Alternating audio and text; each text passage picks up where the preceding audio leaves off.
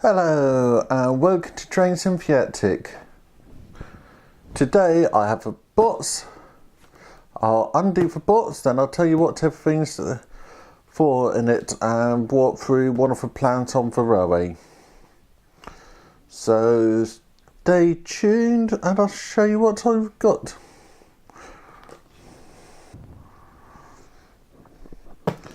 Okay, this box is from a well-known model shop in Liverpool. So let's see what I got in here. Reason I'm doing it on this table rather than my normal desk is my desk is a mess after the live stream. So I got packaging material, I got more packaging material,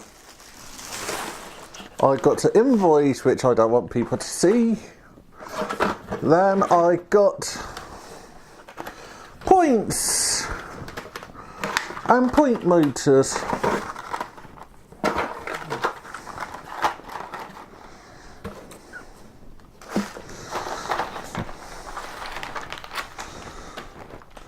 All of these should be electric thrug, which they are. And then these are surface mounted point motors, so there should be 2 left hand and 2 right hand points. Let me just check. 2 lefts, 2 rights, all of them small, and then 4 point motors. So this is everything I need apart for micro switches for my next project, which I'll pause the camera and take you up into the attic to tell you what it is. So just a small little thing, but this have big changes for the layout. Okay, before I show you the actual project, I'll show you a few other bits I need for it. First of all, I need my bus wire, which is black and blue. I always twist it. There's debate over if you do or don't. I twist it because it means I know that those 2 cables are connected. I then have my dropper wire, again twisted, just to make trouble finding so much easier. And then I have my point wire, so I can control it from the points. And then I got some track. I've been needing to order more track, but I've got some track for the first part of this project. So you'll be thinking, what is my project? I'll take you to whereabouts it will take effect. Okay, we're at the fiddling yard. We're about down here. I can hold nice long trains, but these 2 tracks have been split into 4, as you can see here. So this is actually going to change into 2 single sidings rather than 4 sidings, as I haven't actually used that crossing yet, and as these are bi-directional, they can go into one end of the sidings. So I'll move you a bit further down and explain what we're actually up to. So from here you can see that there's a point which goes nowhere, and you can also see a big mess of wires. The idea here is I got this on both sides with a point that go nowhere. It's always been wired in and just never been activated. So this is going to turn into an additional storage yard.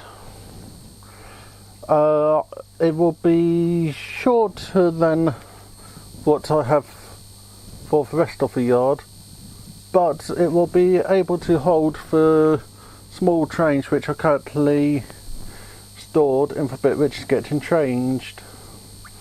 Also, there's a bit of cable tidying to go on there as well.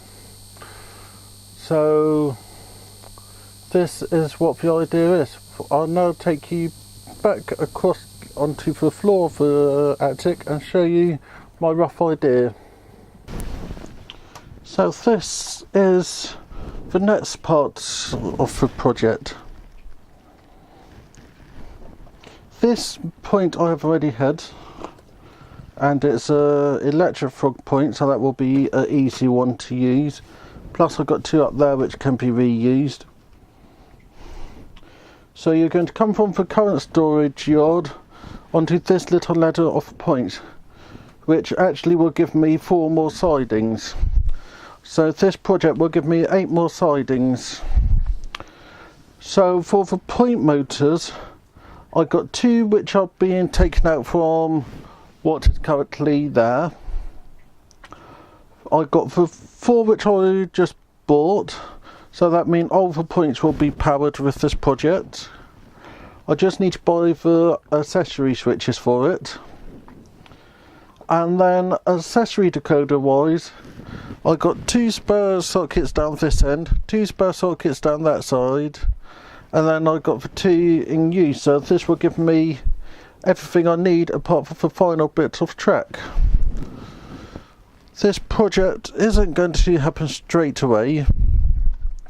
It's going to happen in stages, but it's something which will give me a lot more storage options. Okay, so I'm now on the track diagram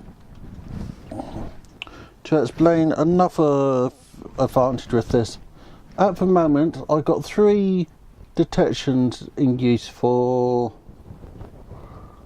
I got 5 detection sections in use currently for this. So you've got for 2 that side, 2 that side, and that one. This will release me 3 detections. At the moment on this side I've got detection there and a detection there.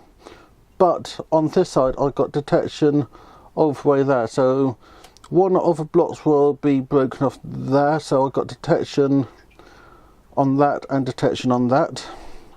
And that's going to be Railcom. That detection and that detection will be set to Railcom.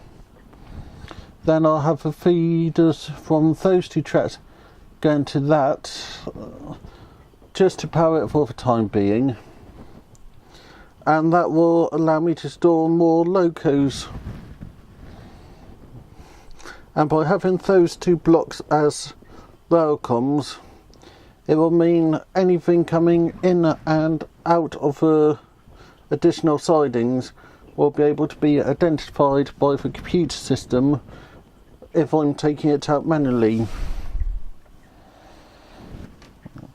So it's not really a humongous project, but it will be something which will take me a few weeks to do. I'll keep you updated with it, but like I said, it's not going to be done straight away. And I will keep you up to date with it and do a few videos on it. So I'll have sorting out the track, sorting out the point power, and then changing everything on here. So going to be 3 or 4 videos from it, and I'll be able to talk through the decisions as I make them. Thank you for watching this video. I hope you found it interesting. Make sure to like, subscribe and comment, and to tell your friends about my channel. I'll see you on Wednesday for the next new live stream Wednesday, which might not be a live stream, but it will still be all the news I can find during the week.